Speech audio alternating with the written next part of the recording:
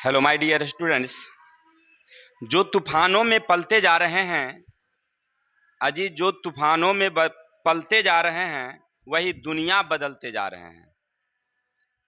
परों के खेल जमाना उड़ान देखता है, परों को खोल जमाना उड़ान देखता है, जमी पे बैठ क्या आसमान देखता है। यानी कहने का अर्थ है कि अगर आपको ज़माने में चलना है, ज़माने में उड़ान दिखाना है, तो भाई पर को तो खोलना पड़ेगा, तब जाकर के आपकी सफलता को ही लोग देखते हैं। आप कितना पढ़े इससे कोई मतलब नहीं है, जब आप सफल होंगे तब आप मतलब है। ठीक है, आपकी सफलता को वो देखता है। मेहनत कर लिए, 8 घंटे पढ़े और सफल नहीं हुए, एग्जाम में फेल कर गए, तो आपका कोई वैल्यू नहीं। इसीलिए थोड़ा सा मेहनत करें। चलते हैं, हम लोग पिछले अध्याय में पढ़े थे क्लास 12th हिस्ट्री का जो लेसन था शासक, इतिवृत्त और मुगल दरबार। इसके 2 वीडियो हमने दिया था, यानी पार्ट 1 और पार्ट 2, जिसमें हमने दिल्ली सल्तनत में होने वाले 1206 से लेकर 1526 तक 5 शासक हुए। इन 5 शासक की हमने अवधि देखा। फिर भारत में जब मुगलों का शासन हुआ, कैसे बाबर भारत आए, फिर उन्होंने मुगल वंश की स्थापना की, कैसे कैसे घटना घटी, इन सारी बातों को हमने चर्चा किया था। अब हम पढ़ेंगे आज शाहनामा। ध्यान देंगे, शाहनामा क्या था।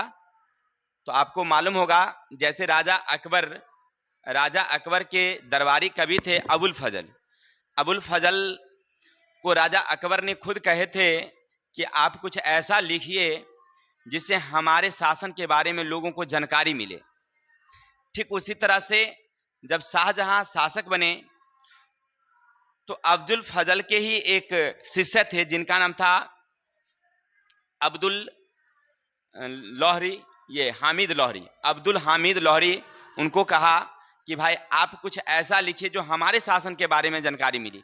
ऐसे तो शाहजहां का शासन काल मुगल वंश का सबसे प्रसिद्ध काल माना जाता है, क्योंकि मुगल काल के सबसे स्वर्णिम युग के ये शासक रहे हैं। इनके शासन काल में जितने भी साहित्य, कला, इसका खूब प्रदर्शन हुआ है। उन्होंने सुंदर सुंदर इमारतें इत्यादि बनाने का काम किया, और सबसे लोकप्रिय शासक अगर कोई हुआ तो शाहजहां। लेकिन फिर भी उन्होंने लिखने के लिए कहा था, तो बादशाह नामक एक रचना अबुल फजल के एक शिष्य अब्दुल हामिद लोहरी ने किया था। याद रखेंगे, शाहनामा की रचना किसने किया? अब्दुल हामिद लोहरी। उन्होंने, जैसे अकबरनामा का 3 खंड था, जिसमें पहले खंड में अकबर के 17 वर्ष की जीवनी, दूसरे खंड में 17 वर्ष से लेकर के 49 वर्ष की जीवनी, ये उसमें लिखा गया था। फिर उस तीसरे खंड में अकबर द्वारा जो चालू किए गए कानून थे उसका वर्णन किया गया था।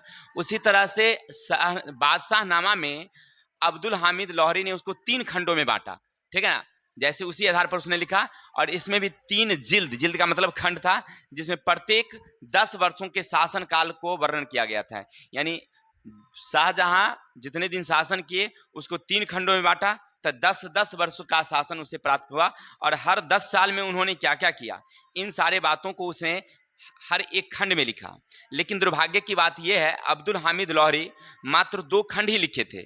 2 खंड लिखे, वो काफी बूढ़े हो गए थे, जिनके कारण वह लिखने में असमर्थ थे। तो बाद में, माने बूढ़ा हो जाने के कारण नहीं लिख सके, तो बाद में तीसरा खंड एक वारिस नाम का, माने उनके उत्तराधिकारी, किसके? अब्दुल हामिद लोहरी के उत्तराधिकारी ने उसको पूरा किया था। तो 2 खंड किसने लिखा? अब्दुल हामिद लोहरी। तीसरा दूसरे व्यक्ति, वारिस नाम के व्यक्ति, उन्होंने लिखा। इसकी त्रुटि, माने उसमें कुछ त्रुटि था, उसको सुधार करने का काम किया था। याद रखेंगे, सादुल्ला खां। और यह एक सरकारी किताब है। सरकारी किताब का मतलब था कि वहाँ के जो नियम कानून थे उसको रखा गया। बाद में इसी बादशाह नामक किताब को अंग्रेज के एक अधिकारी को उपहार में दिया गया था। वहां के शासक ने इसको उपहार में दे दिया था कि ये किताब मतलब मुगल दरबार का सबसे सरकारी किताब है, जो उसके कानून का पता चलता है।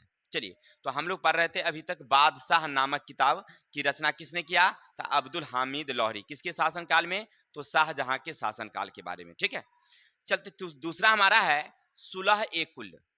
देखिए, राजा अकबर मुगल वंश के सबसे अच्छे शासक थे।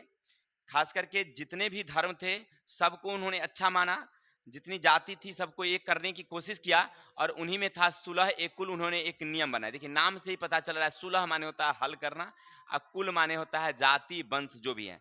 ठीक है ना। देखिए, विभिन्न धर्मों के बीच शांति स्थापित करने की नीति के लेकर के सभी लोगों के लिए समान व्यवहार करना था। माने राजा अकबर का कहना था कि जितने भी धर्म के लोग हैं, जितने भी जाति के लोग हैं, सभी के बीच में आपसी समान व्यवहार करने के लिए, शांति स्थापित करने के लिए एक जरूरी है क्या, तो सुलह ए कुल उन्होंने लगाया। क्योंकि उस समय भारत में अभिजात वर्ग मिश्रित किस्म के थे, माने भारत में बहुत तरह के लोग थे, अभी भी भारत में बहुत तरह के लोग हैं, उस समय भी थे, ईरानी, तुरानी, अफगानी, राजपूत, है ना, बहुत सारे शामिल थे। और सबको अगर एक साथ नहीं बांधा जाए तो आपस में झगड़ा होते रहेगा। इसलिए अकबर ने क्या किया, ये सुलह एक कुल की नीति अपनाई, ठीक है, और सबको अपने राज्य में समान पद, समान इज्जत देने की कोशिश उन्होंने किया। जैसे राजा अकबर के शासन काल में आपने देखा होगा कि बहुत सारे ऊंचे ऊंचे पदों पर ना हिंदुओं को नियुक्त किए। जैसे राजा अकबर के दरबार में थे मान सिंह, जो क्या थे, तो राजस्व मंत्री थे, वो ऊंचे पद पर थे। दूसरा आपने बीरबल का नाम सुना, ये ब्राह्मण था, उनके सबसे इंपॉर्टेंट मित्र और साथी भी थे, सलाहकार थे। फिर अभी आपने देखा ये क्या नाम था उनका, तानसेन, जो बहुत बड़े संगीतकार थे, उनके शासन काल का था। तो ये कह रहे हैं, कहने का अर्थ है कि उन्होंने समान और ऊंचा पद सब जाति को वो दे रहे थे। इसलिए राजा अकबर ने 1563 में तीर्थ यात्रा कर और 1564 में जजिया कर उन्होंने समाप्त कर दिया। याद रखिएगा आप लोग कि उन्होंने कब समाप्त किया था, तब 1563 और 1564 में जजिया कर समाप्त किया था। उसके बाद उन्होंने दीन ए इलाही नामक एक धर्म चलाया। पहले तो उन्होंने क्या चलाया, सुलह ए कुल, माने किसी भी जाति, किसी भी धर्म के नाम पर कोई भेदभाव नहीं। अगर वही गलती हिंदू करता है तो उतनी ही सजा मिलेगी, उतनी ही अगर गलती कोई मुस्लिम करता है तो वही सजा मिलेगी, इसमें कोई अलग नहीं, किसी के साथ कोई भेदभाव नहीं। अगर मान लीजिए अगर हिंदू में उस योग्य पद के लिए है और मुस्लिम में भी उस योग्य पद का है तो दोनों को नौकरी दिया जाएगा। ऐसा नहीं कि अगर मान लीजिए मुस्लिम कम योग्य है और हिंदू ज्यादा योग्य है, वहां पर मुस्लिम को नौकरी दे दिया जाए। ऐसा राजा अकबर के दरबार में नहीं था, माने जो योग्य है तो उसको योग्यता के हिसाब से नौकरी दी जाएगी, ना जाति धर्म के नाम पर कोई भेदभाव नहीं। ऐसा राजा अकबर करते थे। बाद में उन्होंने एक धर्म चलाया जिसका नाम रखेंगे तो उनका नाम था दीन इलाही, दीन ए इलाही था पूरा नाम, ठीक है। जैसे आपने सुना होगा राजा अशोक ने भी एक धर्म चलाया था जिसका नाम था धम्म। क्या नाम रखा था उन्होंने, धम्म। जितने धर्म थे सबको एक समान माना था। उसी तरह से राजा अकबर ने एक धर्म चलाया, इसका नाम है दीन ए इलाही। राजा अकबर द्वारा सभी धर्म को एक करने, सभी को पद सम्मान देने पर धर्म चलाया और इसका मुख्य सिद्धांत इस प्रकार था। माने वो कहते थे कि भाई जितने भी लोग हैं, जितने जाति के लोग हैं, धर्म के लोग हैं, सबको एक माना जाए।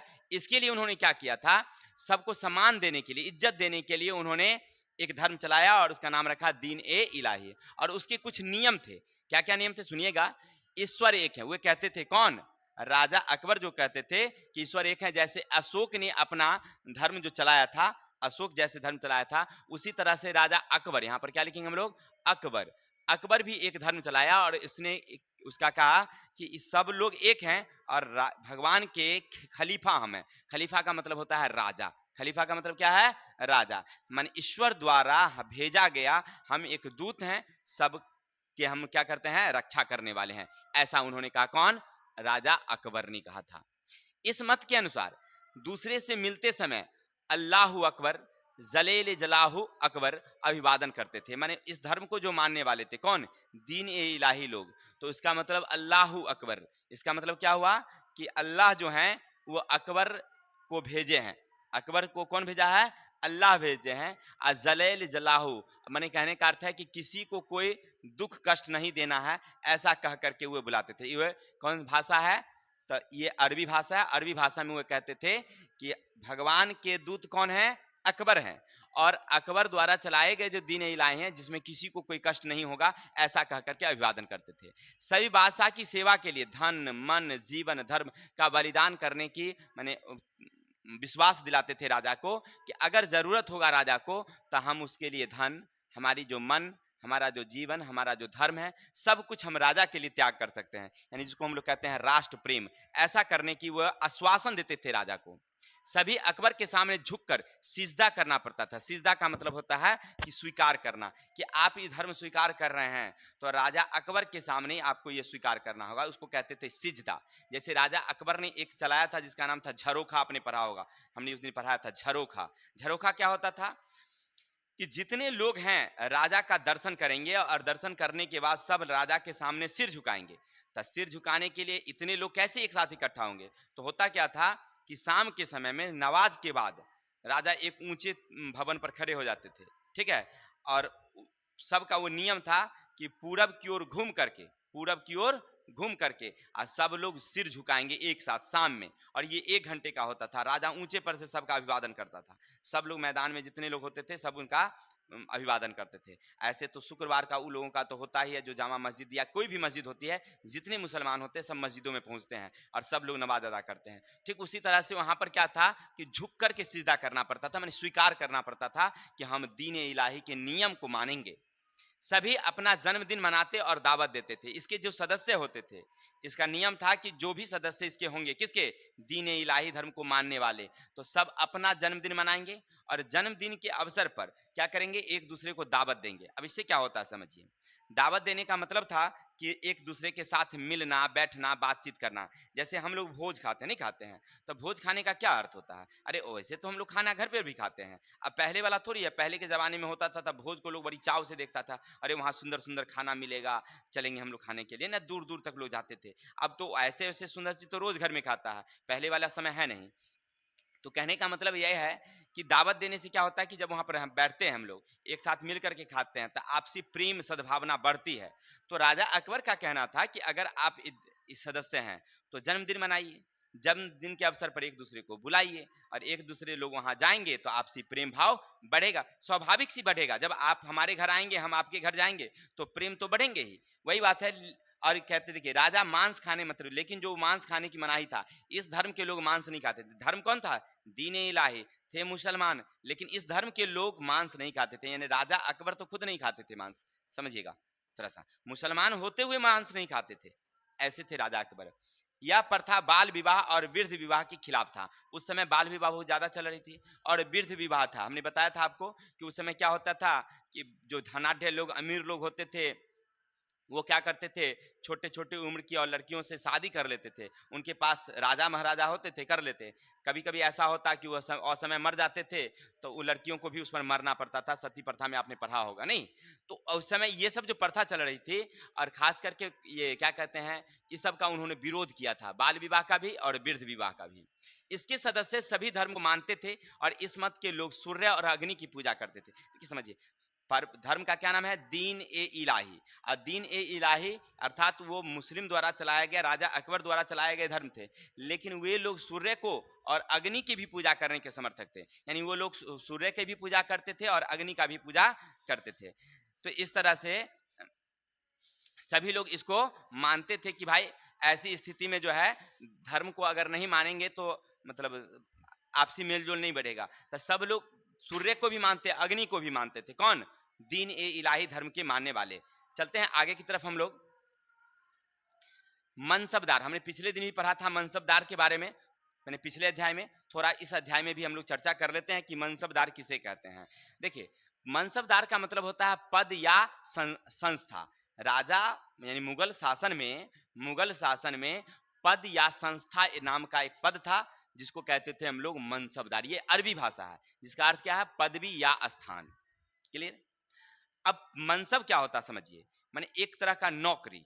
मनसब क्या होता था? एक तरह का नौकरी। राजा अकबर हो या मुगल वंश के कोई भी शासन था, चाहे बाबर हो, शाहजहां था, तो उस समय में माने कोई नौकरी, राजा के दरबार में कोई नौकरी मिल जाता था, उसको कहा जाता था मनसब। इसका काम कर वसूलना नहीं था, ये एक समझिए पद था जो इस योग्य होता था, माने उस योग्य। तो सबसे पहले वो किससे मिलता था?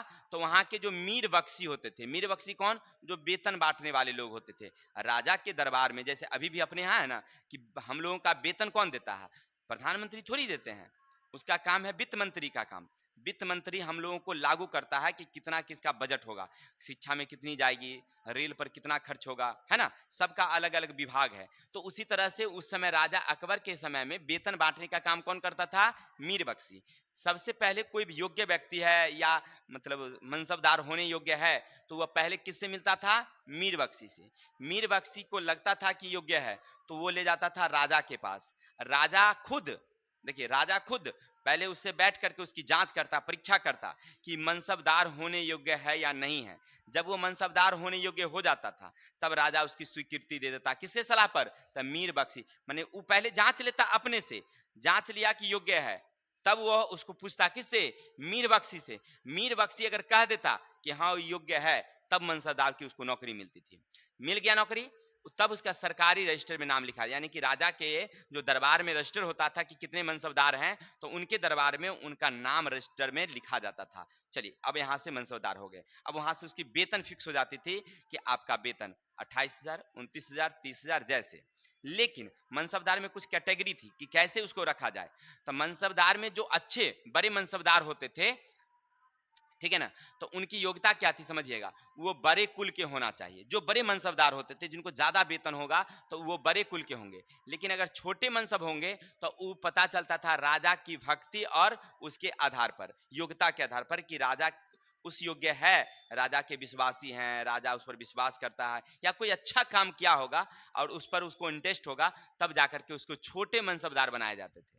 अब बड़े मनसबदार बनने के लिए आपको क्या होना चाहिए? कोई बड़े कुल का आप होंगे तभी बनेगा।